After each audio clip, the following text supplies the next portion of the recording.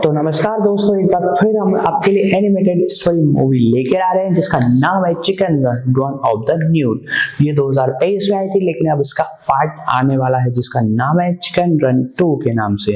तो दोस्तों इसके बारे में बात करेंगे, लेकिन हम जानेंगे सब पहले चिकन के बारे में थोड़ी सी डिटेल। तो वीडियो शुरू करने से पहले मैं यही कहना चाहूंगा, यदि आपने अब तक हमारा यूट्यूब चैनल सब्सक्राइब नहीं किया, सब्सक्राइब कर दे, बेल आइकन दबा दीजिए और ज्यादा लोगों तक शेयर कीजिए। आपका शेयर करना हमें खुशी देता है, आपका लाइक से हमें मोटिवेशन मिलता है। तो वीडियो शुरू करते हैं और हम जानते हैं चिकन रन के बारे में। सबसे पहले फिर बात करेंगे चिकन रन 2 की, और हम बता दें आपको ये एक मूवी है जिसे एनिमेटेड मूवी जिसे IMDb पर 10 में से 6.4 की रेटिंग और रॉटेन टोमेटो से 81% की, और इसे रिलीज किया गया था हाल ही में 8 दिसंबर 2023 को यूके में नेटफ्लिक्स द्वारा। और ये अब आपको नेटफ्लिक्स पर अपनी रीजनल लैंग्वेज में देखने को मिलेगी। गूगल पे इस रेटिंग मिली 5 में से 3.3 की, जो कि एवरेज मूवी दिखाती है रेटिंग, लेकिन इसकी जो स्टोरी है बहुत ही इंटरेस्टिंग है, जो दिल को छू जाती है। जो उनके डायरेक्टर ने क्या दिमाग लगाया मुझे समझ नहीं आता। मुर्गियों के ऊपर मूवी, मतलब एक हैन जिसे बोलते हैं उसमें मूवी है। दोस्तों इसकी स्टोरी के बारे में बात करेंगे, इसमें जो एक्टर है डायरेक्टर सबके बारे में बात करेंगे, कौन सी मूवी क्या इसकी स्टोरी है और इसके साथ साथ ही किसने इसे बनाया है, कौन इसका डायरेक्टर है, तथा पूरे डिटेल और फैक्ट के बारे में इस मूवी के बारे में जानेंगे। और शुरू करते हैं हम ये वीडियो, बढ़ते हैं आगे की तरफ। Chicken run don of the Nugget एक 2023 British stop motion animated comedy film है जो किर्कपैट्रिक और ओ फेरल द्वारा परिकल्पित कहानी पर आधारित केरी किर्कपैट्रिक, जॉन ओ फेरल और राचेल टुनार्ड द्वारा लिखित पटकथा से सैम फेल द्वारा निर्देशित है। 4 चिकन रन 2000 की अगली कड़ी। इस फिल्म का निर्माण एडमन एनिमेशन द्वारा किया गया था और इसमें Thandiwe Newton, Zachary Levi, Bella Ramsey, Romesh Ranganathan, David Bradley, Daniel Mays, Jane Horrocks, Imelda Staunton, Lynn Ferguson की आवाजें थीं। जोसी सेगविक विस, पीटर सेराफिनोविच, निक मोहम्मद और मिरांडा रिचर्डसन। ये रॉकी और जिंजर की कहानी बताती है जो एक बचाव अभियान का नेतृत्व करते हैं जब उनकी बेटी को उनके पुराने दुश्मन श्रीमती ट्वीडी द्वारा संचालित एक अत्यधिक उन्नत पोल्ट्री फार्म में अपहरण कर लिया गया है। Chicken run don of the Nugget का विश्व प्रीमियर 14 अक्टूबर 2023 को 67वें लंदन फिल्म फेस्टिवल में हुआ था और 15 दिसंबर 2023 को नेटफ्लिक्स द्वारा रिलीज किया गया था। फिल्म को आलोचकों से सकारात्मक समीक्षा मिली। कथानक: चूंकि मुर्गियां मिस्टर और मिसेज ट्वीडी के फार्म से भाग गईं, वे एक झील के एक द्वीप पर एक रमणीय अभयारण्य में बस गए हैं जहां वे मनुष्यों से सुरक्षित होकर खुशी से रह सकते हैं।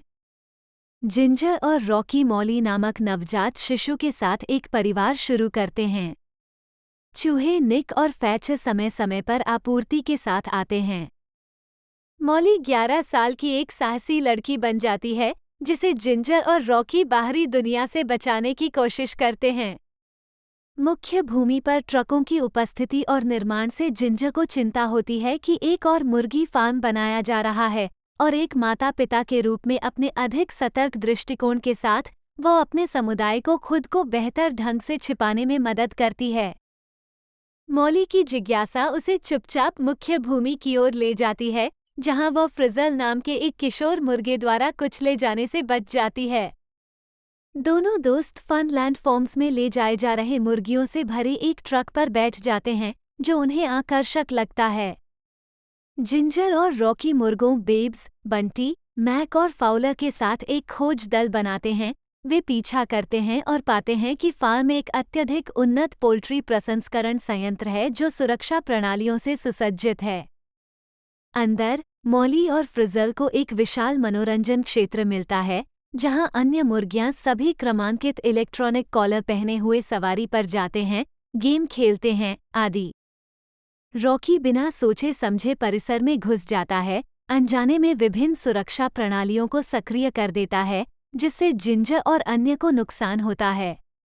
जानकारी जो उन्हें घुसपैठ करने के लिए चाहिए। उनके साथ निक और फैचर शामिल हैं जो दूसरों से अलग हो गए हैं लेकिन रॉकी से मिलते हैं। मॉली और फ्रिजल को पता चलता है कि सक्रिय होने पर कॉलर अन्य मुर्गियों को लापरवाह बेवकूफों में बदल देते हैं। फ्रिजल को सुविधा के वैज्ञानिक डॉक्टर फ्राई ने पकड़ लिया और उसे एक कॉलर दिया। मॉली उसके वापस आने का वादा करते हुए चली जाती है। जिंजर मॉली के साथ फिर से मिलती है और भयभीत होकर जानती है कि उसकी शत्रु श्रीमती ट्वीडी उसके नए पति डॉक्टर फ्राई के साथ ऑपरेशन चला रही है। कॉलर मुर्गियों के डर को दबाने नए खाद्य पदार्थों की तलाश करने वाले फास्ट फूड चेन व्यवसायी रेजिनाल्ड स्मिथ के लिए स्वादिष्ट चिकन नगेट्स बनाने का काम करते हैं। श्रीमती ट्वीडी जिंजर को पकड़ लेती है और उस पर कॉलर लगा देती है, जिसका वह असफल विरोध करती है, लेकिन रॉकी हस्तक्षेप करता है और मॉली उसे मुक्त कर देती है। मुर्गियां, मुर्गे और चूहे एक मकई साइलो में फिर से एकजुट हो जाते हैं, जिसे वे पॉपकॉर्न में बदलकर भाग जाते हैं।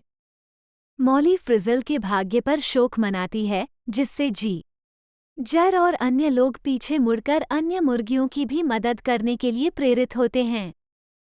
श्रीमती ट्वीडी ने डॉक्टर फ्राई को चिकन नगेट्स का उत्पादन शुरू करने का आदेश दिया, जिससे श्रीमती ट्वीडी और रॉकी, जिंजर और मॉली की टीम के बीच मुर्गियों का ब्रेनवॉश करने वाले रिमोट कंट्रोल के लिए संघर्ष शुरू हो गया, जबकि बचाव दल के बाकी सदस्य इसे रोकने की कोशिश करते हैं। मुर्गियां बिना सोचे समझे प्रोसेसर की ओर बढ़ रही हैं। चिकन तिकड़ी ने लड़ाई जीत ली। श्रीमती ट्वीडी को चिकन नगेट की तरह ब्रेड करने के लिए मशीन में भेज दिया, जबकि मुर्गियों और चूहों की पूरी आबादी एक ट्रक में भाग गई। श्रीमती ट्वीडी उन्हें रोकने की कोशिश करती हैं, लेकिन फाउलर उन्हें परिसर की खाई में गिरा देता है, जहां सुविधा की सुरक्षा द्वारा उन्हें रोक दिया जाता है, क्योंकि साइट मुर्गियों की तोड़फोड़ से फट जाती है। मुर्गियां द्वीप पर लौट आती हैं और उनका जीवन सामान्य हो जाता है। अब मॉली और फ्रिजल मुख्य भूमि पर मुर्गी फॉर्मों की हवाई टोही कर रहे हैं और मुर्गी दल उन लोगों को मुक्त कर रहे हैं जिन्हें वे पाते हैं। आवाज डाली। थांडीवे न्यूटन जिंजर, एक ब्रिटिश मुर्गी और रॉकी की पत्नी के रूप में। पहली फिल्म में जिंजर के रूप में जूलिया सावल्हा की पुरालेख रिकॉर्डिंग का उपयोग फ्लैशबैक अनुक्रमों में किया जाता है। ज़ाचरी लेवी रॉकी के रूप में एक अमेरिकी पूर्व सर्कस मुर्गा और जिंजर का पति। जिंजर और रॉकी की बेटी मॉली के रूप में बेला रैमसे। बंटी के रूप में इमेल्डा स्टॉन्टन, एक संकी मुर्गी और पूर्व चैंपियन अंडा परत। मैक के रूप में लिन फर्ग्यूसन, एक स्कॉटिश बेवकूफ चिकन जो जिंजर का सहायक है। फाउलर के रूप में डेविड ब्रैडली, एक बुजुर्ग मुर्गा और पूर्व RAF शुभंकर। बीब्स के रूप में जेन हॉरोक्स, एक मंदबुद्धि मुर्गी जो बुनाई में माहिर है। निक के रूप में रोमेश रंगनाथन, एक सनकी मेहतर चूहा। फैचर के रूप में डैनियल मेज, एक हास्यपूर्ण चूहा जो निक का साथी है। जोसी सेग्विक डेविस फ्रिजल के रूप में एक मुर्गी जिससे मॉली दोस्ती करती है। रेगिनल्ड स्मिथ के रूप में पीटर सेराफिनोविज, रेस्तरां की सर ईट ए लॉट श्रृंखला के मालिक। डॉक्टर फ्राई के रूप में निक मोहम्मद, फनलैंड फॉर्म्स के एक वैज्ञानिक जो श्रीमती ट्वीडी के दूसरे पति हैं। मिरेंडा रिचर्डसन श्रीमती मेलिशा ट्वीडी के रूप में मुर्गियों की पूर्व मालिक जो अब बदला लेना चाहती है।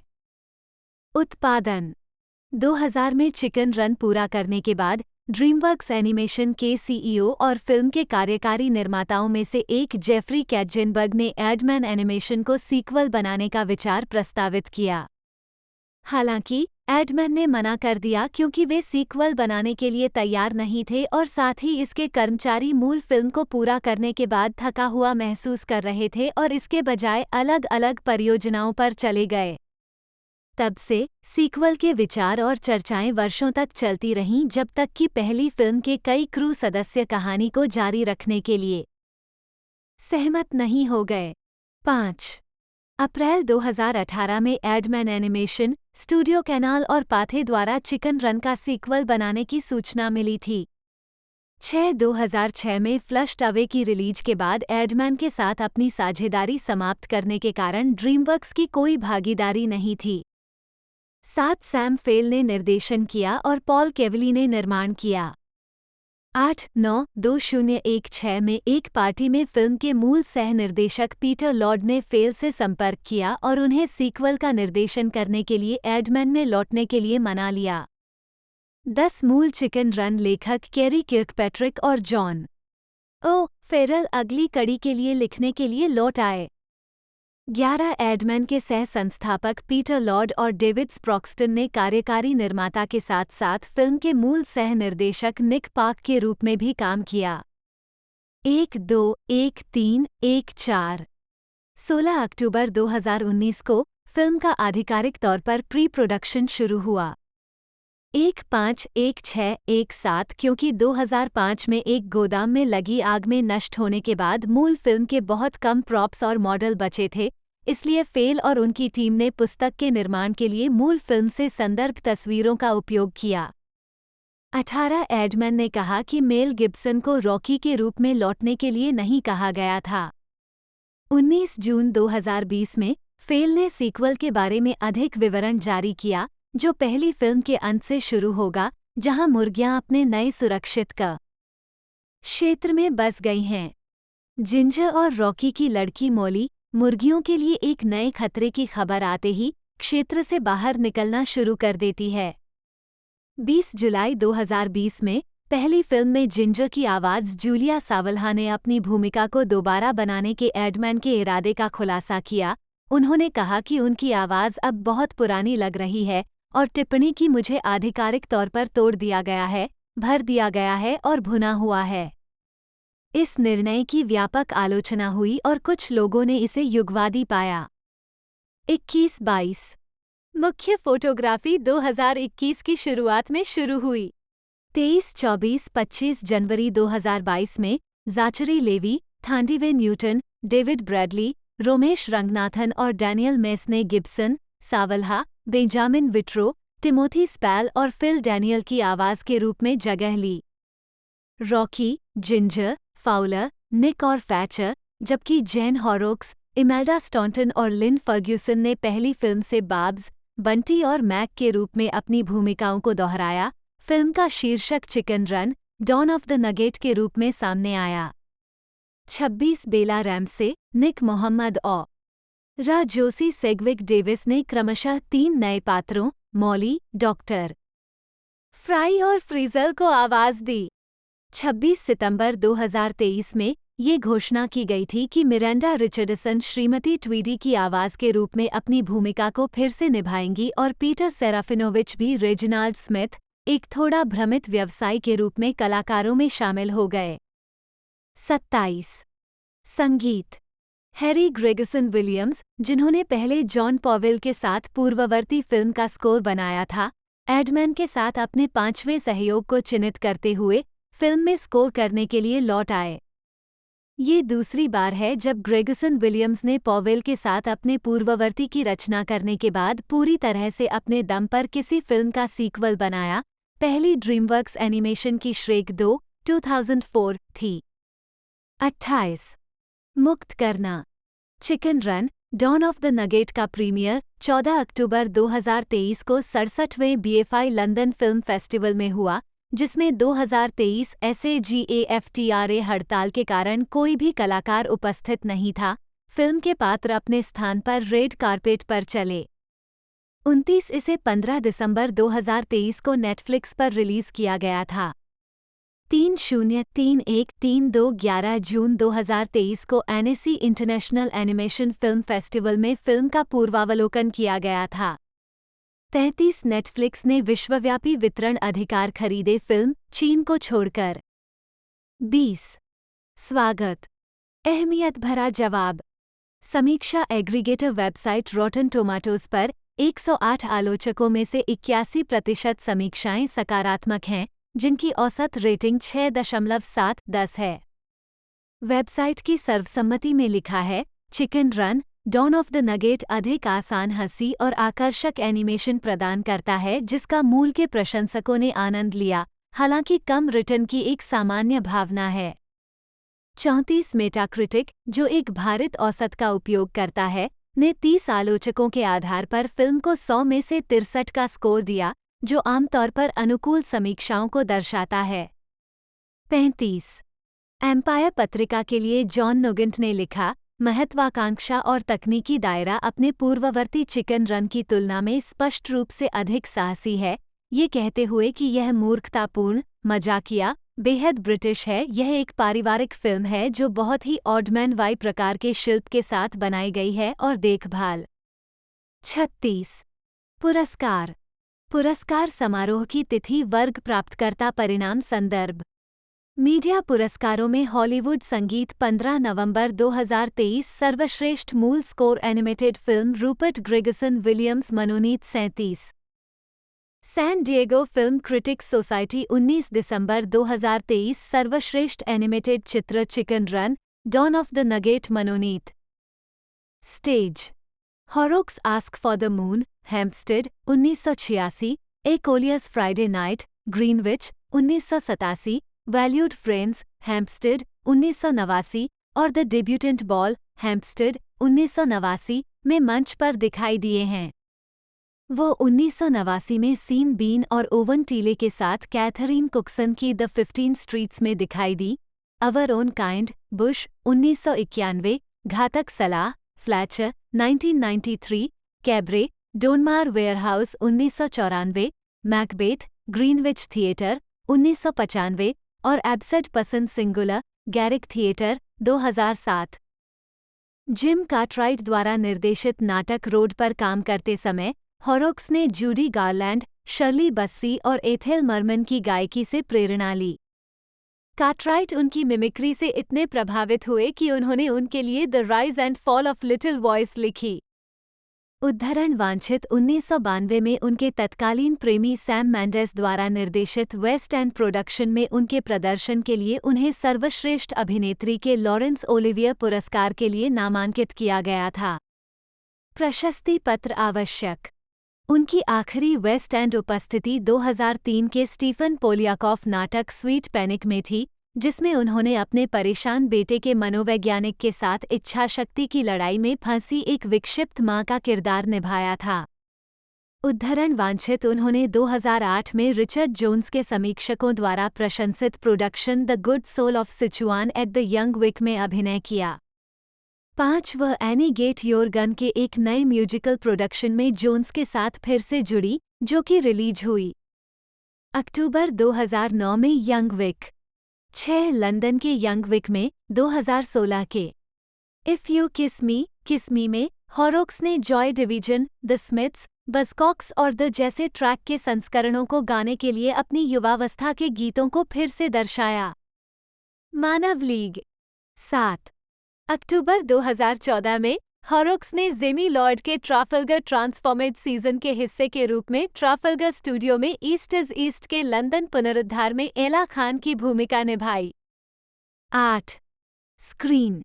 उन्होंने फिल्म लाइफ इज स्वीट 1990 में अपने प्रदर्शन के लिए आलोचनात्मक नोटिस प्राप्त किया। इसके बाद West End play The Rise and Fall of Little Voice में उनके पुरस्कार विजेता प्रदर्शन ने सभी गाने गाए। हॉरोक्स सिटकॉम एब्सोल्यूटली फैबुलस 1992-2016 में बबल और कैटी ग्रिन के रूप में अपनी भूमिका के लिए स्क्रीन पर प्रसिद्ध हो गईं। 10 वर्षों तक हॉरोक्स यूके सुपरमार्केट श्रृंखला टेस्को के विज्ञापनों में प्रुनेला स्कैल्स के साथ दिखाई दिए। 9 उन्होंने अप्रैल 2009 में BBC 2 की टेलीविजन श्रृंखला द स्पीकर सुनाई। 2009 में हॉरोक्स ने BBC टीवी प्रोडक्शन ग्रेसी में मुख्य भूमिका निभाई। द्वितीय विश्व युद्ध के दौरान ग्रेसी फील्ड्स के जीवन और इटली में जन्मे निर्देशक मॉन्टी बैंक्स, टॉम हॉलैंडर द्वारा अभिनीत के साथ उनके संबंधों को चित्रित करने वाला एक नाटक। 10 अन्य टेलीविजन क्रेडिट में शामिल हैं बिल्कुल शानदार, विक्टोरिया वुड, हम माफ़ी मांगना चाहेंगे, bad girl, Boon, Heartland, hunting Venus, La Nonna, leaving home, never mind the Horrocks, night life, Wyrd sisters, Foxbusters, Jericho, red dwarf, some kind of life, suffer the little children, the story teller, the garden, Fifi and the Flowertots, little princess, राजकुमारी की आवाज़ और times में आपका स्वागत है। प्रशस्ति पत्र आवश्यक। वो वंशावली श्रृंखला Who Do You Think You Are के एक एपिसोड का विषय थी। 2006 में उस वर्ष उन्होंने द अमेजिंग मिसेज प्रिचर्ड में शीर्षक भूमिका निभाई, जो एक महिला निर्वाचित प्रधानमंत्री के बारे में एक नाटक था। मंगलवार 14 जनवरी 2014 को हॉरोक्स BBC 2 पर The Great Sport Relief Bake Off में एक प्रतियोगी के रूप में दिखाई दिए। The Great British Bake Off का सेलिब्रिटी संस्करण, जो ब्रांड द्वारा होस्ट किया गया और चैरिटी स्पोर्ट रिलीफ के लिए धन जुटाने में मदद करने के लिए प्रसारित किया गया। अन्य प्रतियोगी टीवी और रेडियो प्रस्तोता Kirsty Young, choreographer Jason Gardiner और ओलंपिक एथलीट ग्रेग रदरफोर्ड थे। 9 मई 2015 को उन्होंने V Day 70 A Party to Remember in Horse Guards Parade, London में एक रीडिंग दी, जिसे BBC 1 पर लाइव प्रसारित किया गया था। 11 2015 में उन्होंने लोकप्रिय ब्रिटिश बच्चों की टेलीविजन श्रृंखला टेलेटुबीज के रीबूट में टब्बी फोन की आवाज दी। 2021 में उन्होंने स्काई कॉमेडी श्रृंखला ब्लड्स में अभिनय करना शुरू किया। 12 ऑडियो हॉरोक्स के वॉइस ओवर का उपयोग Chicken Run, Christmas Carol, The Movie, Corpse Bride, Garfield, A Tale of Two Kitties और टिंकर बेल फिल्मों में किया गया है। उन्होंने रेडियो पर फेनचर्च की आवाज भी दी और BBC रेडियो 4 के लिए डगलस एडम्स की विज्ञान कथा श्रृंखला The hitchhiker guide to the Galaxy के ऑडियो रूपांतरण में भी काम किया। उन्होंने कॉमिक रिलीफ की सहायता के लिए तीनों रॉबी द रेंडियर फिल्मों में डोनर की आवाज दी है। 2000 में हॉरोक्स ने CD forward adventures of Little voice बनाई, जिसमें फिर से पसंदीदा दिवाओं की शैली में गायन किया गया। उद्धरण वांछित रिकॉर्डिंग में इवान मैकग्रेगर, रॉबी विलियम्स और डीन मार्टिन के युगल गीत शामिल हैं। अगले वर्ष विलियम्स के album Swing When You Are Winning पर बॉबी डारिन के गीत थिंग्स के कवर के लिए हॉरोक्स ने रॉबी विलियम्स के साथ एक बार फिर सहयोग किया। व्यक्तिगत जीवन हॉरोक्स के अपने पूर्व साथी, नाटककार निक विवियन से 2 बच्चे हैं, जिनसे वो 21 साल बाद 2017 में अलग हो गईं। 2021 में अभिनेता डैनी वेब से अलग होने के बाद वो वर्तमान में अकेली रहती हैं। उनका घर अब ब्राइटन में एक रीजेंसी शैली का अपार्टमेंट है, जहां से अंग्रेजी दिखाई देती है। चैनल 13 वह पहले निर्देशक सैम मेंडेस और गायक और अभिनेता इयान ड्यूरी के साथ रिश्ते में थीं, जिनके बारे में उन्होंने BBC रेडियो 4 के लिए 2022 का नाटक लव पैंट्स, इयान ड्यूरी और जेन हॉरोक्स तैयार किया था, जो उनकी अपनी डायरी पर रविष्टियों और उनके आधार पर था। 1980 के दशक में अपने 1 साल के रिश्ते के दौरान जब वह 23 साल की थीं, तब उन्हें प्रेम पत्र लिखे गए थे। दोनों 2000 में उनकी मृत्यु तक दोस्त बने रहे। 141513 हॉरोक्स की मां, बाबरा की 2021 में मृत्यु हो गई और उनके पिता की मृत्यु हो गई। 2013 में दोस्तों, जैसा कि आपने जाना कि इसका जो प्रीमियर हुआ था 14 अक्टूबर 2023 को लंदन के फिल्म फेस्टिवल में हुआ था। वहीं से इसे लोगों ने काफी पसंद किया, लेकिन सबसे ज्यादा कमाल का काम किया 15 दिसंबर को 2023 को, जो कि नेटफ्लिक्स पर ही रिलीज की गई। दोस्तों, इसे जो पॉजिटिव व्यू मिले, बहुत ही प्यारी मूवी है। दोस्तों, जैसा कि आपने इसकी स्टोरी के बारे में जाना कि कैसे चिकन अपने परिवार को बचाने के लिए जो मुर्गी जो इंसानों से खुद की रक्षा करते हैं और खुद को बचाते हैं, अपने परिवार को उनकी जो कुछ बच्चे होते हैं उनको पकड़ लिया जाता है मुर्गी पालने वालों से, जो फार्मर्स होते हैं उनसे वो अपने परिवार को, बच्चों को बचा कर लाते हैं। इसमें पूरी मतलब इंसान और मुर्गियों के बीच में लड़ाई दिखाई गई है। उनका भी परिवार होता है, एक पूरा इमोशनल ड्रामा दिखाया गया है, जो कि बहुत ही शानदार है और एक नई दुनिया और एक नई कहानी देखने को मिलेगी। तो मेरा रिकमेंडेशन है इस एनिमेटेड मूवी को देखेगा यदि आप एनिमेटेड मूवी के शौकीन हैं। और इसके साथ साथ ही आपको हमने एक मूवी और बताई थी, इसका नाम है एलिमेंटर। इसमें बहुत ही शानदार मूवी, यदि आपने वो नहीं देखी तो आप हमारे वीडियो को देख सकते हैं, उसके बारे में जान सकते हैं, पूरी डिटेल, पूरा फैक्ट, उसमें क्या क्या स्टोरी है। बहुत ही शानदार मूवी है, वो भी आपको नेटफ्लिक्स पर देखने को मिलेगी। मैं आई बटन पर उसका लिंक दे दूंगा उस वीडियो का, वो भी आप जाके जरूर देखिएगा। उसका नाम है एलिमेंटर, या कमेंट बॉक्स में भी आप कमेंट कर दीजिएगा, वहां पे भी मैं आपको डायरेक्ट लिंक प्रोवाइड करा दूंगा अपनी जो प्रीवियस वीडियो का। तो वीडियो में आगे बढ़ते हैं, थोड़ी सी डिटेल और फैक्ट के बारे में जान लेते हैं। कैरी किर्कपैट्रिक, जन्म 14 दिसंबर 1964, एक अमेरिकी पटकथा लेखक, फिल्म निर्देशक और निर्माता हैं। उनकी फिल्मों में chicken run, the rescuers down under, James and the joint peach, over the hedge, the Spiderwick chronicles, Charlotte's web और the hitchhiker guide to the galaxy शामिल हैं। उन्होंने एडी मफी अभिनीत over the hedge, imagine that और Smallfoot जैसी फिल्मों का भी निर्देशन किया है। किर्कपैट्रिक ने 2012 में स्टूडियो घिबली फिल्मों द सीक्रेट वर्ल्ड ऑफ एरिटी और 2013 में फ्रॉम अप ऑन पॉपी हिल की अमेरिकी रिलीज के लिए अंग्रेजी भाषा की पटकथाएं लिखीं। उनके बड़े भाई अमेरिकी गीतकार और संगीतकार वेन किर्कपैट्रिक हैं, जिनके साथ उन्होंने 2015 का संगीतमय समथिंग रॉटन लिखा था। साथ ही 2020 का संगीतमय मिसेज डाउटफायर। जीवन और करियर। किर्कपैट्रिक ने अपना career Walt Disney feature animation में एक स्टाफ लेखक के रूप में शुरू किया, जहां उन्होंने 3 साल से अधिक समय तक काम किया। उस दौरान उन्होंने द रेस्क्यूअर्स डाउन अंडर में सह लेखक के रूप में अपना पहला पटकथा लेखन श्रेय अर्जित किया।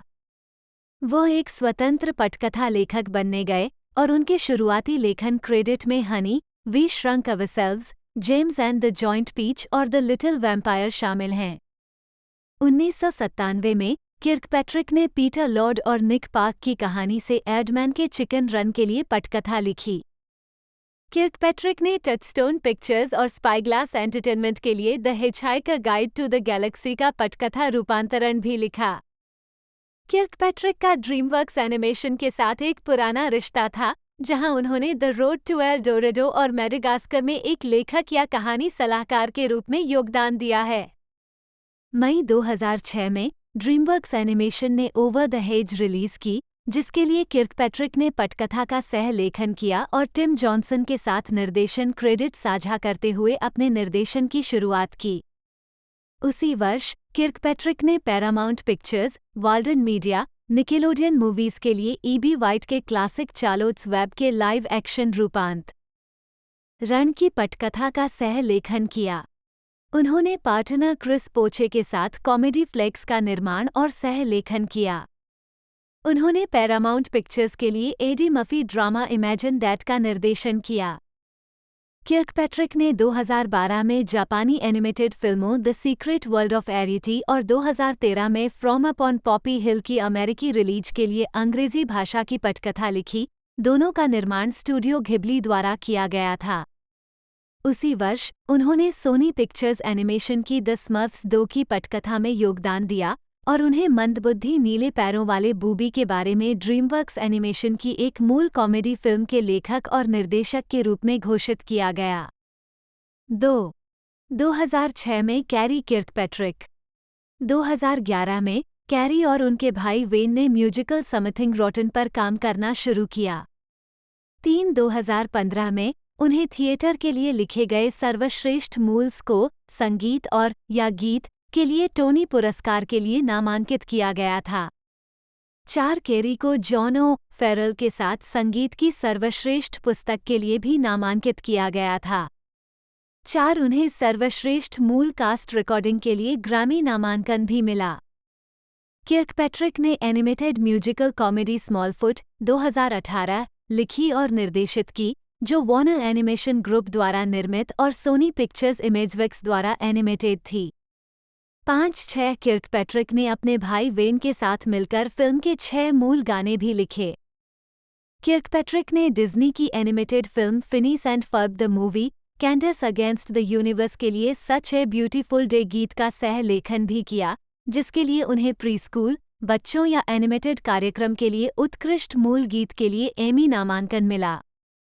किर्कपैट्रिक और उनके चिकन रन के सह लेखक जॉन ओ फेरल को 2018 में एक sequel film Chicken run don of the Nugget की पटकथा के लिए काम पर रखा गया था। साथ यह फिल्म 2023 में नेटफ्लिक्स पर रिलीज हुई थी। फिल्मोग्राफी। फिल्म वर्ष शीर्षक निदेशक लेखक निर्माता टिप्पणियाँ 1996 जेम्स और विशाल पीच नहीं हाँ नहीं। 1997 प्रिय हमने खुद को सिकोड़ लिया नहीं हाँ नहीं। 2000 कुक्कुट शाव की दुकान नहीं हाँ नहीं। छोटा पिशाच नहीं हाँ नहीं। 2005 गैलेक्सी के लिए सहयात्री मार्गदर्शिका नहीं हाँ नहीं।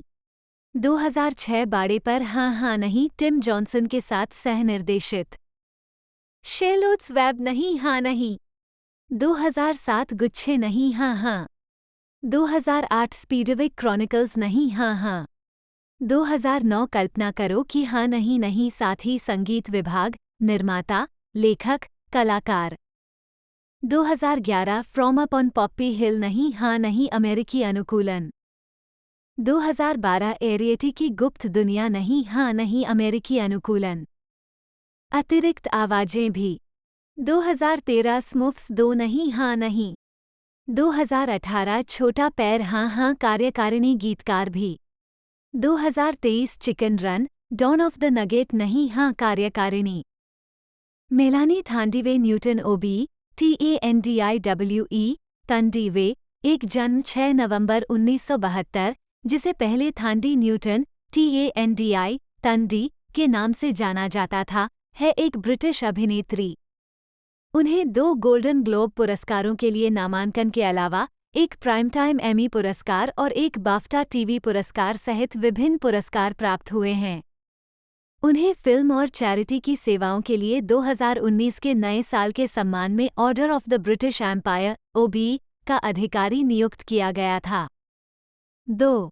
न्यूटन को बेलव्ड 1998 में शीर्षक चरित्र मिशन इम्पॉसिबल 2 2000 में न्या नोडोफ हॉल, शेड में Tiffany 2003, the chronicles of Riddick 2004 में डेम वाको, क्रिस्टीन जैसी भूमिकाओं के लिए जाना जाता है। Crash 2004, Linda in the pursuit of happiness 2006, Libby in run fat boy run 2007, Stella in RocknRolla 2008, Condoleezza Rice in W 2008, Laura Wilson in 2012, 2009, Tangie Adrose for coloured girls 2010, Westworld में Maeve मिले 2016-2022, line of duty 2017 में रोज हंटले और solo a star Wars story 2018 में well. प्रारंभिक जीवन। Melanie Thandiwe Newton का जन्म 6 नवंबर 1972 को लंदन के वेस्टमिंस्टर क्षेत्र में हुआ था। वह जिम्बाब्वे की मां न्याशा जोम्बे और अंग्रेजी पिता निक न्यूटन की बेटी थीं। 3-4 उनकी मां शोना सरदार परिवार की सदस्य थीं। 3-4 जबकि उनके पिता एक प्रयोगशाला तकनीशियन और कलाकार के रूप में काम करते थे। 5 उसके माता पिता जाम्बिया में रहते थे और उसका जन्म तब हुआ जब वे इंग्लैंड में रिश्तेदारों से मिलने गए थे, फिर वे जाम्बिया लौट आए, जहां बाद में उनके छोटे भाई का जन्म हुआ। 6-7 इसके कारण कुछ स्रोतों में उनके जन्मस्थान को गलत तरीके से जाम्बिया बताया गया है। 8 लेकिन उन्होंने साक्षात्कारों में पुष्टि की है कि उनका जन्म वेस्टमिंस्टर में हुआ था। 9-10 थांडीवे नगुनी मूल का एक नाम है और इसका अर्थ है प्रिय। 11-12 जब न्यूटन 3 साल की थी तो वह अपने परिवार के साथ इंग्लैंड लौट आई, जहां वे पेंजेंस में बस गए ताकि उनके पिता अपने परिवार के प्राचीन व्यवसाय को चलाने में मदद कर सकें। 6 उन्होंने Saint Mary Roman Catholic primary school में पढ़ाई की। 13 उन्होंने बाद में अपने पालन पोषण के बारे में कहा, लगभग 5 साल की उम्र से मुझे पता था कि मैं फिट नहीं हूँ। मैं ननों द्वारा संचालित पुनर्तः श्वेत कैथोलिक स्कूल में काली नास्तिक बच्ची थी। मैं एक विसंगति थी। 14 उसने अपने पहले नाम से W अक्षर को हटाना शुरू कर दिया, जिससे ये थैंडी उच्चारण TENDI तंडी हो गया। 3-4 उन्होंने Tring park school for the performing arts में नृत्य का अध्ययन किया, फिर डाउनिंग कॉलेज, कैम्ब्रिज में अध्ययन किया, जहां उन्होंने 1995 में सामाजिक मानव विज्ञान में डिग्री प्राप्त की। 15 करियर।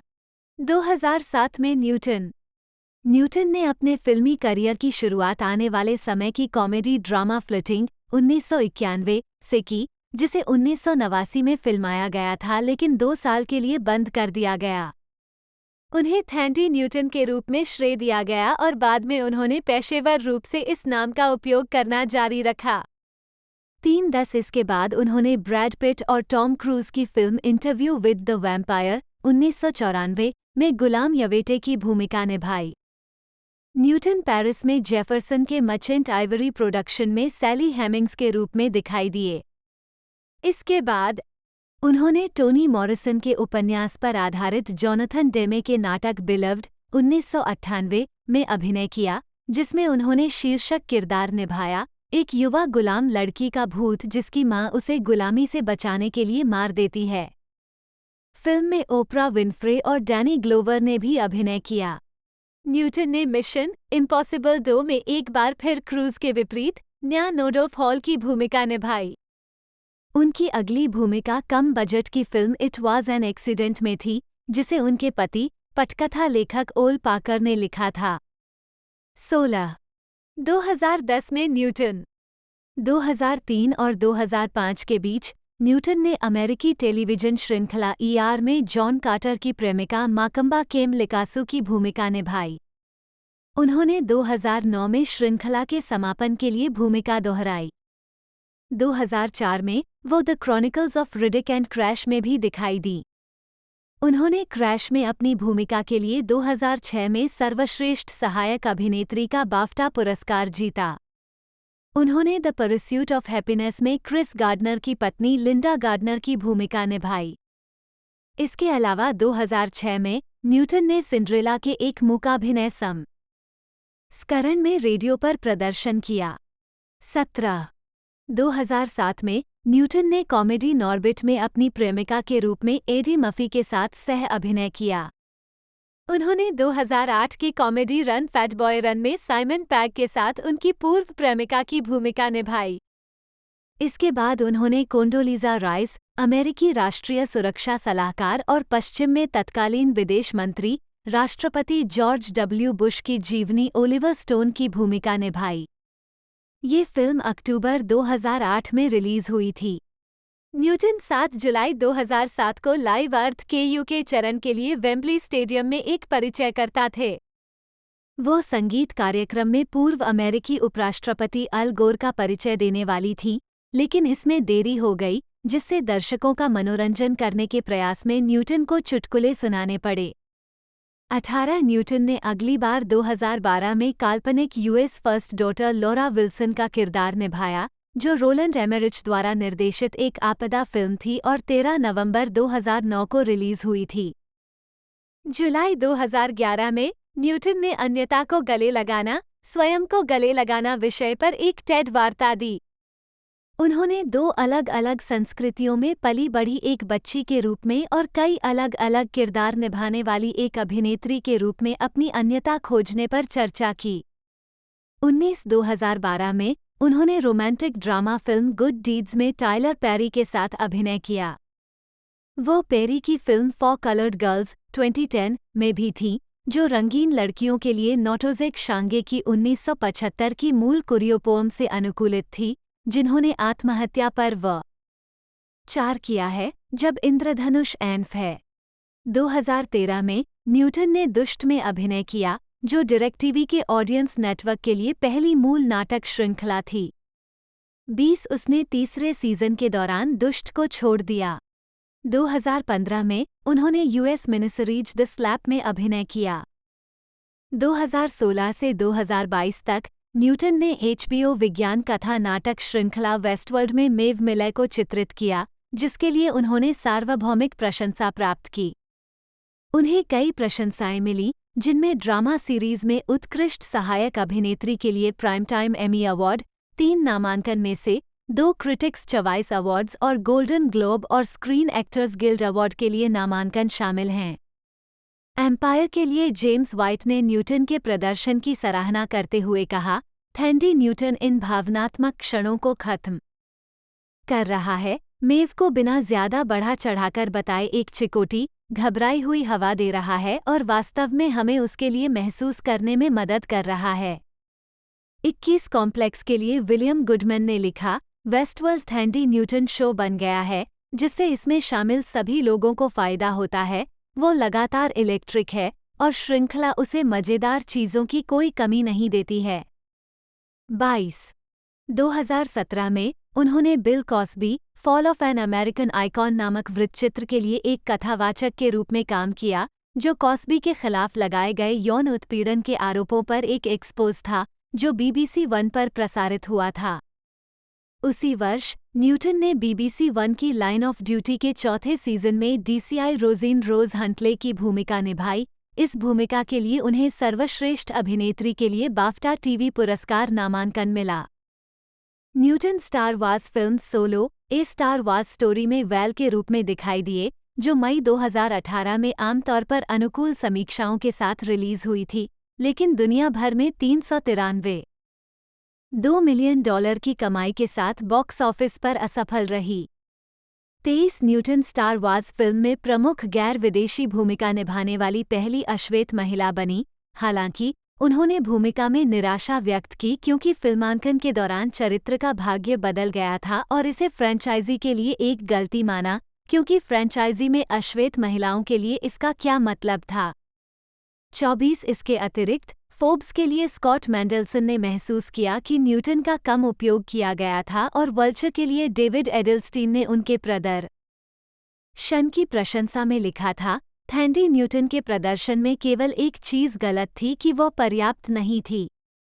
25-26 2021 के एक साक्षात्कार में न्यूटन ने घोषणा की कि वह अपना पहला नाम वापस उसके मूल रूप थांडीवे में बदल देंगी। 27 और इसकी शुरुआत का श्रेय रेमिनिसेंस 2021 को दिया जाएगा। उन्होंने ये भी कहा कि वह अपने पिछले प्रदर्शन क्रेडिट में सुधार लागू करने का प्रयास करेंगी। 3 2022 में न्यूटन ने थ्रिलर गॉड्स कंट्री में सैंड्रा गाइड्री की मुख्य भूमिका निभाई, जिसका प्रीमियर सनडांस फिल्म फेस्टिवल में हुआ। फिल्म में उनके प्रदर्शन के लिए उन्हें गोथम अवार्ड्स में उत्कृष्ट मुख्य प्रदर्शन के लिए नामांकन मिला। 28 दान कार्य 2006 में न्यूटन ने NSPCC की सहायता से प्रकाशित बच्चों के लेखन की एक पुस्तक We Wish Hopes and Dreams of Cornwall Children की प्रस्तावना में योगदान दिया। इसमें उन्होंने कॉर्नवॉल में बड़े होने की अपनी बचपन की यादों के बारे में लिखा और जिस तरह से इसकी सांस्कृतिक विरासत ने उनके लिए हर स्थिति को जादू और अर्थ की परतों से समृद्ध करना आसान बना दिया। 29 2008 में न्यूटन ने माली के गरीबी से जूझ रहे नामपासो गांव का दौरा किया और इसे एक विनम्र अनुभव बताया। 30 2013 में न्यूटन ने न्याय, लैंगिक समानता और हिंसा की समाप्ति के लिए लंदन में 1 बिलियन राइजिंग फ्लैश मॉब का नेतृत्व किया। 31 व्यक्तिगत जीवन न्यूटन ने 1998 में अंग्रेजी फिल्म निर्माता OL पाकर से शादी की। वे 2022 में अलग हो गए। 32-33 उनकी दो बेटियां हैं, रिप्ले जन्म 2000 और निको जन्म 2004 और एक बेटा बुकर जन्म 2014। तीनों का जन्म घर पर हुआ था। 34 निको एक अभिनेत्री भी हैं। न्यूटन 1989 से निकोल किडमैन के साथ घनिष्ठ मित्र रहे हैं। 35 न्यूटन वर्तमान में अमेरिकी संगीतकार एलिजा डायस के साथ रिश्ते में हैं, जिन्हें उनके स्टेज नाम लोन से बेहतर जाना जाता है, जो उनसे 24 साल छोटे हैं।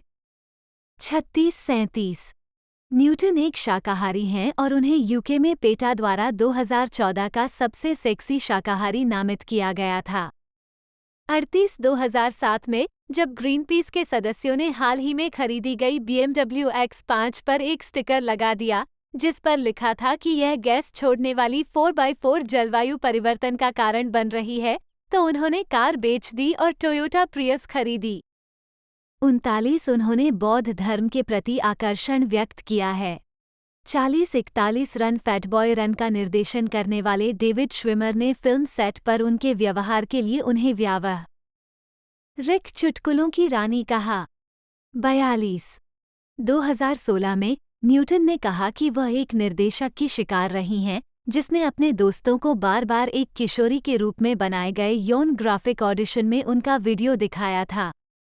43-44 उन्होंने इस अनुभव का हवाला देते हुए बताया कि उन्होंने वेस्टवर्ल्ड की भूमिका क्यों निभाई, जिसमें पर्याप्त नग्नता शामिल थी और यौन शोषण से बचे लोगों के अनुभवों को प्रतिबिंबित किया गया था।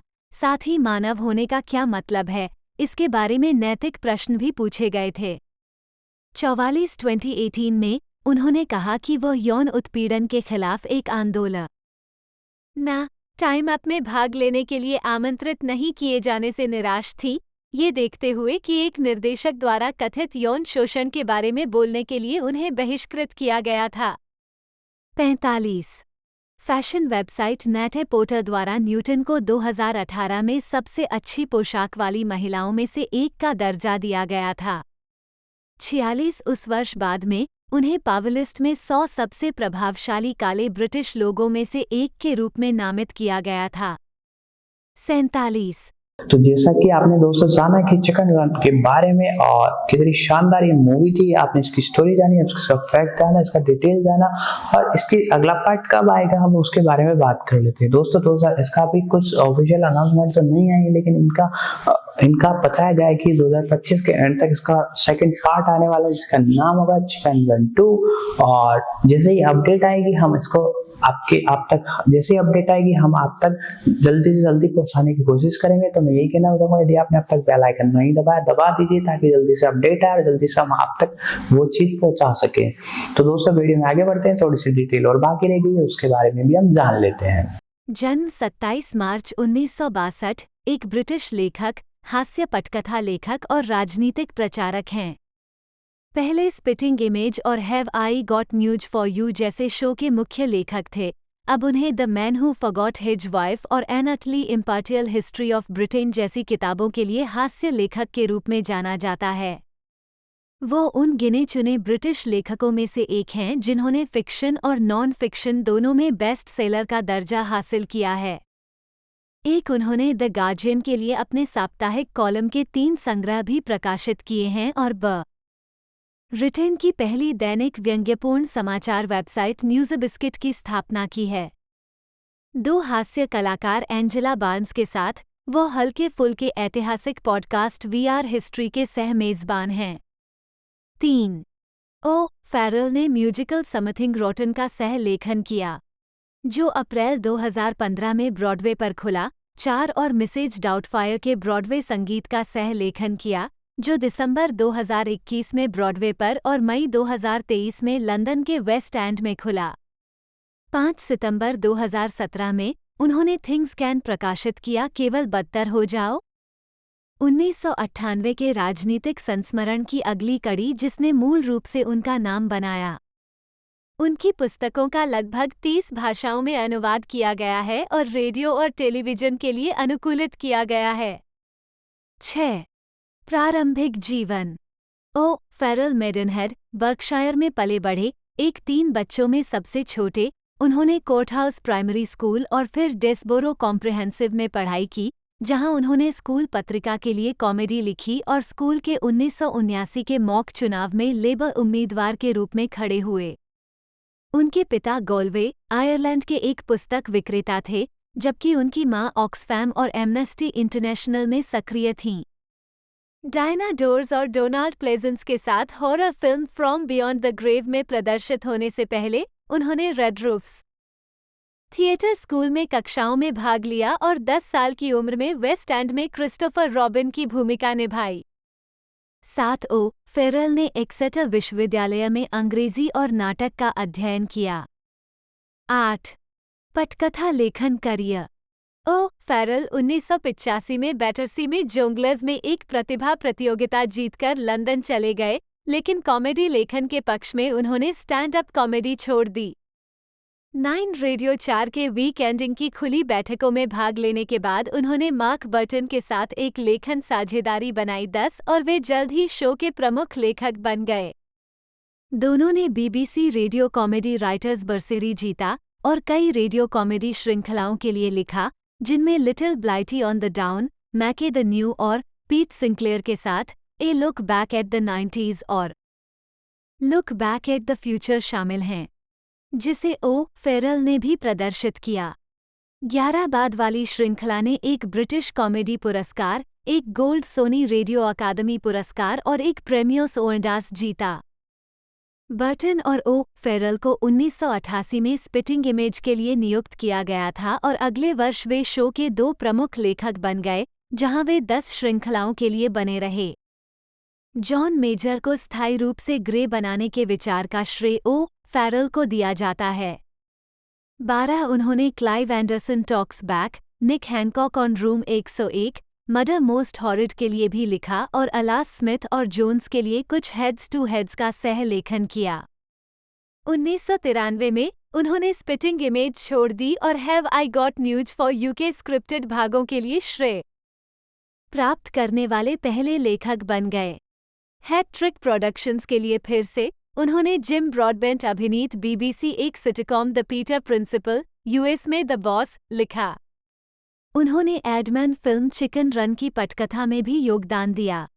13 अप्रैल 2018 में ये घोषणा की गई थी कि ओ फेरल चिकन रन की अगली कड़ी का सह लेखन कर रहे थे। 14 ओ फेरल ने मूल मंच संगीतमय समथिंग रोटन के लिए पुस्तक का सह लेखन किया, जो अप्रैल 2015 में ब्रॉडवे पर शुरू हुआ। 15 और जिसके लिए उन्हें कैरी किर्कपैट्रिक के साथ संगीत की सर्वश्रेष्ठ पुस्तक के लिए टोनी पुरस्कार के साथ साथ ड्रामा डेस्क पुरस्कार और आउटर सर्कल क्रिटिक्स अवार्ड के लिए नामांकित किया गया था। संयुक्त राज्य भर में दौरे पर जाने से पहले ये शो ब्रॉडवे पर लगभग 2 वर्षों तक चला। अगस्त 2018 में ये घोषणा की गई थी कि उसी टीम को ब्रॉडवे के लिए फिल्म मिसेज डाउटफायर का स्टेज म्यूजिकल लिखने के लिए नियुक्त किया गया था। 5 स्टेज म्यूजिकल, जिसका शीर्षक मिसेज डाउटफायर भी है, का प्रीमियर वाशिंगटन के सियाटल में 5वें एवेन्यू थिएटर में हुआ और दिसंबर 2021 में ब्रॉडवे पर स्टीफन सोंडेम थिएटर में शुरू हुआ। 16 ये सितंबर 2022 में मैनचेस्टर ओपेरा हाउस में खुला और स्थानांतरित हो गया। मई 2023 में लंदन के वेस्ट एंड में शाफ्ट्सबरी थिएटर। 17 साहित्यिक करियर। 1998 में ओ फेरल ने things can only get better 18 miserable years in the life of a labour Sportster प्रकाशित किया। ये पुस्तक नंबर 1 बेस्टसेलर बन गई और इसे जॉर्ज ऑरवेल पुरस्कार और चैनल 4 राजनीतिक पुरस्कारों के लिए नामांकित किया गया। पुस्तक की लोकप्रियता के कारण ओ फेरल को 1999 लेबर पार्टी सम्मेलन को संबोधित करने के लिए आमंत्रित किया गया। इस संस्मरण को जैक डी और दून मैकिचन अभिनीत बीबीसी रेडियो 4 के लिए रूपांतरित किया गया था। सितंबर 2010 में द इकोनॉमिस्ट द्वारा इसे बराक ओबामा और बिल क्लिंटन की पुस्तकों के बाद 1998 के बाद से ब्रिटेन के तीसरे सबसे अधिक बिकने वाले राजनीतिक संस्मरण के रूप में सूचीबद्ध किया गया था। 18 1999 में ओ फेरल ने द इंडिपेंडेंट में एक साप्ताहिक व्यंग्य कॉलम शुरू किया, जो जल्द ही द गार्जियन में बदल गया, जहां वो 2005 तक रहे। उनके कॉलम के 3 संग्रह प्रकाशित हुए हैं, global village idiot, I blame the scapegoats and I have a dream. 2000 में ओ फेरल ने अपना पहला उपन्यास the best a man can get प्रकाशित किया, जो 2002 में सबसे अधिक बिकने वाला पहला उपन्यास था और अंततः इसकी 5 मिलियन प्रतियां बिकीं। इसे मार्क हीप और तमसिन ग्रेग अभिनीत बीबीसी रेडियो 4 के लिए नाटकीय रूप दिया गया था। उपन्यास को बाद में पैरामाउंट पिक्चर्स द्वारा चुना गया। इसके बाद 2 और उपन्यास आए, दिस इज योर लाइफ और मे कंटेन नट्स, जिनमें से बाद वाले को बोलिंग एवरीमैन वुडहाउस पुरस्कार के लिए नामांकित किया गया और उनके पूर्व सह लेखक मार्क बर्टन द्वारा ITV के लिए अनुकूलित किया गया और इसमें शर्ली हेंडरसन और डैरन बॉर्ड ने अभिनय किया। 13-20 2007 में वो N Atal इम्पार्टियल history of Britain या 2000 years of upper class idiots in charge के प्रकाशन के साथ नॉन फिक्शन में लौट आए, जो बीबीसी रेडियो 4 की बुक ऑफ द वीक थी और इसकी 250,000 से अधिक प्रतियां बिकीं। इसके बाद अक्टूबर 2009 में an utterly exasperated history of modern Britain या 60 years of making the same stupid mistakes as always प्रकाशित हुई। उनका चौथा उपन्यास the man who forgot his wife मार्च 2012 में प्रकाशित हुआ था और इसे कॉमिक फिक्शन के लिए बोलिंगर वुडहाउस पुरस्कार के लिए नामांकित किया गया था। 21 ओ फेरल ने कई चैरिटी संग्रहों में लघु कहानियों और गैर काल्पनिक कृतियों का योगदान दिया है। निक हॉबी की Speaking with the Angel, 22 Magic, 23 Mums, Dads and Being British, जिसे गॉर्डन ब्राउन द्वारा संपादित किया गया है। उन्होंने द एनिवर्सरी के लिए एक कहानी का भी योगदान दिया, जो क्विक रीड्स इनिशिएटिव के हिस्से के रूप में प्रकाशित लघु कहानियों का एक संग्रह है। नवंबर 2015 में उन्होंने अपना 5वां उपन्यास There's Only Two David Beckham प्रकाशित किया, जिसे 2022 में कतर विश्व कप में एक फुटबॉल फैंटेसी सेट के रूप में वर्णित किया गया, जिसने उन्हें वुडहाउस पुरस्कार के लिए अपना तीसरा नामांकन प्राप्त किया। 24 सितंबर 2017 में उन्होंने things can only get versus प्रकाशित किया। एक लेबर स्पॉटर के जीवन में 20 भ्रमित करने वाले वर्ष उनके पहले राजनीतिक संस्मरण की अगली कड़ी, जहां से मूल कहानी खत्म हुई थी, 1997 के न्यू लेबर भूस्खलन से लेकर ब्रेक्सिट तक की 2 दशकों की यात्रा, डोनाल्ड ट्रंप का चुनाव और थेरेसा मे का 2017 का आकस्मिक चुनाव। इस संस्मरण को 2017 के संसदीय पुस्तक पुरस्कारों के लिए एक गैर सांसद द्वारा सर्वश्रेष्ठ पुस्तक के लिए चुना गया था 25 और इसे BBC रेडियो 4 पर क्रमांकन के लिए अनुकूलित किया गया था। 26 ओ फेरल ने यूके में 1 मिलियन से अधिक किताबें बेची हैं और उनके उपन्यासों का लगभग 30 भाषाओं में अनुवाद किया गया है, जिसमें the best a man can get का जापानी मंगा संस्करण भी शामिल है। 23 प्रसारण O'Farrell Newsnight review, question time, grumpy old man जैसे कार्यक्रमों में दिखाई दिए हैं। 13 और have I got news for you show की प्रोडक्शन टीम में काम करने वाले एकमात्र अतिथि हैं। उन्होंने BBC 1 के लिए लूजिंग माई मेडनहेड और पैरानॉइड पेरेंटिंग और Dreaming of Toad Hall 27 Turn Over Your Papers Now और रेडियो 4 के लिए द ग्रैंड मास्करेड जैसे कई टीवी और रेडियो वृत्तचित्र लिखे और प्रस्तुत किए हैं। ओ फेरल के रेडियो कार्यक्रम के बाद किट विलियम्स 1979 की खजाना खोज पुस्तक पर ग्रैंड मास्करेड। सुनहरा खरगोश गायब होने के 20 साल बाद फिर से प्रकट हुआ। 28 2013 में उन्हें BBC रेडियो 4 के वुमेन्स आवर द्वारा एक नई पुरुष अधिकार पार्टी के लॉन्च के खिलाफ नारीवादी मामला रखने वाले व्यक्ति के रूप में चुना गया था। 29 व 2016 और 2019 में पॉइंटलेस सेलिब्रिटीज में दिखाई दिए और दिसंबर 2012 में यूनिवर्सिटी चैलेंज पर एक्सेटर एलुमनी टीम की कप्तानी की। अन्य टीवी प्रस्तुतियों और रेडियो प्रसारणों में crime team, what the papers say, the news quiz, heresy, quote unquote शामिल हैं। The right stuff, the daily politics, what the Dickens, the 11 o'clock show, we have been here, य before, Clive Anderson chat room और loose ends. जनवरी 2020 में उन्होंने comedian Angela Barnes के साथ मिलकर वी आर हिस्ट्री नाम से एक नया पॉडकास्ट बनाया, जो ब्रिटिश और विश्व इतिहास की मजेदार, विचित्र या दिलचस्प कहानियों को पेश करता है। इंटरनेट। सितंबर 2006 में ओ फेरल ने इंटरनेट पर ब्रिटिश कॉमेडी के लिए एक नया आउटलेट बनाने के लिए ब्रिटेन की पहली दैनिक समाचार व्यंग्य वेबसाइट न्यूज़बिस्किट लॉन्च की।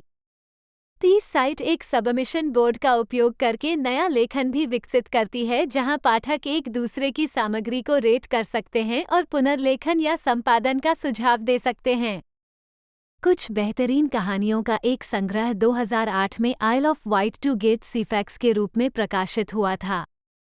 31 कई लेखकों ने न्यूज़बिस्किट पर अपनी सामग्री विकसित करने के बाद BBC रेडियो का लिए लिखना या किताबें प्रकाशित करना शुरू कर दिया है।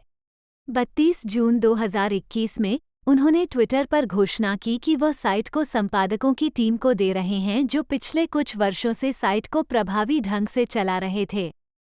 33 राजनीति। कई वर्षों तक ओ फेरल लेबर पार्टी के सदस्य रहे हैं। वह 2001 के आम चुनाव के दौरान अपने गृह नगर मेडनहेड, अब पूर्व प्रधानमंत्री थेरेसा मे का निर्वाचन क्षेत्र, में लेबर पार्टी के उम्मीदवार के रूप में खड़े हुए थे, जो BBC डॉक्यूमेंट्री लूजिंग माई मेडनहेड का विषय था। 2005 के आम चुनाव के दौरान लेबर सदस्यों को भेजे गए उनके कॉमिक ईमेल ने पार्टी के चुनाव अभियान के लिए सैकड़ों हजारों पाउंड जुटाए। अप्रैल 2007 में उन्होंने इंटरनेट पर किसी सेवारत प्रधानमंत्री का पहला साक्षात्कार आयोजित किया जब उन्होंने ने टोनी ब्लेयर से बात की।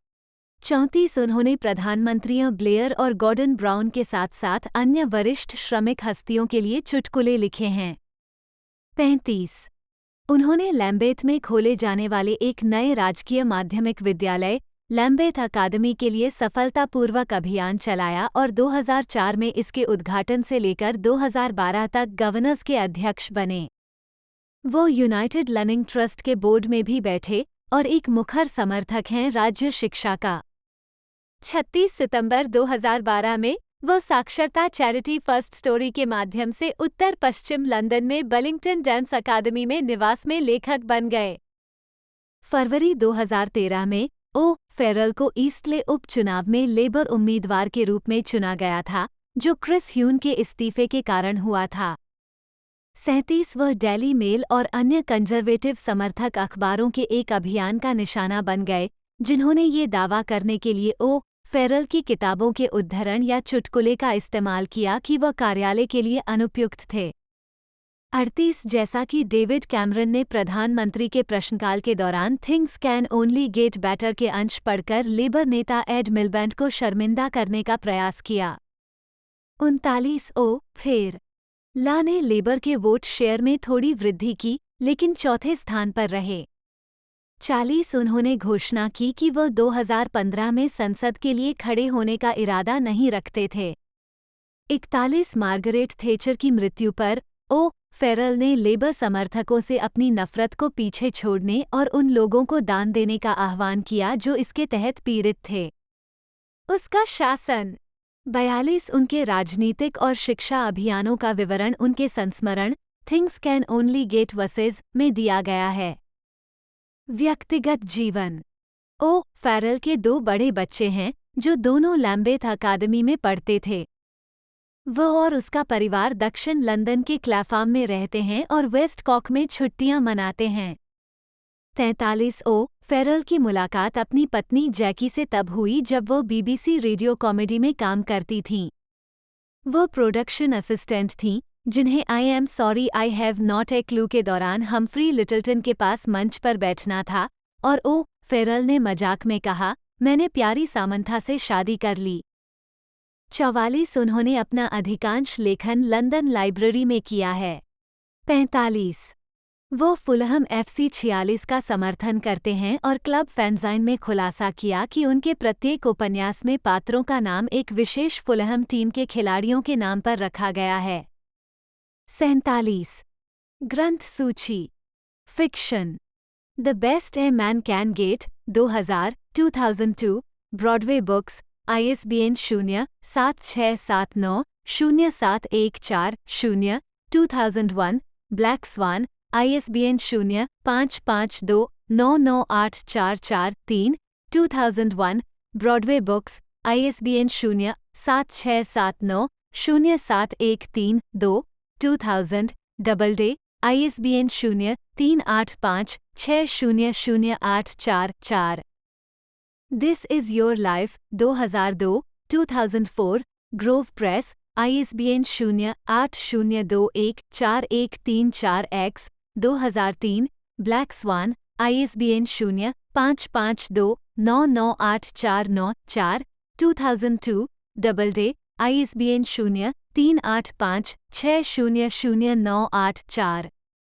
मे कंटेन नट्स 2 मई 2005 2005 डबलडे ISBN 0385606087 वो आदमी जो अपनी पत्नी को भूल गया 16 मार्च 2012 2012 डबलडे ISBN 97803856061003 11 अक्टूबर 2012 black swan ISBN 97800552771634 jubilee line के अनुसार पूंजीवाद का इतिहास 2013 पेंगुइन ISBN 97818461463443 वहाँ केवल 2 डेविड बेकहम हैं 2015 black swan ISBN 978178416139 non fiction चीज़ें केवल बदतर हो सकती हैं।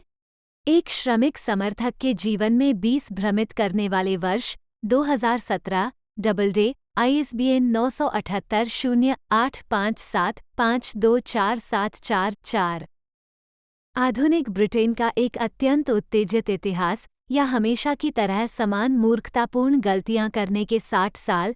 22 अक्टूबर 2009 2009 डबल डे ISBN 0385616228। ब्रिटेन का एक संपूर्ण निष्पक्ष इतिहास या 2000 वर्षों के उच्च वर्ग के बेवकूफ प्रभारी।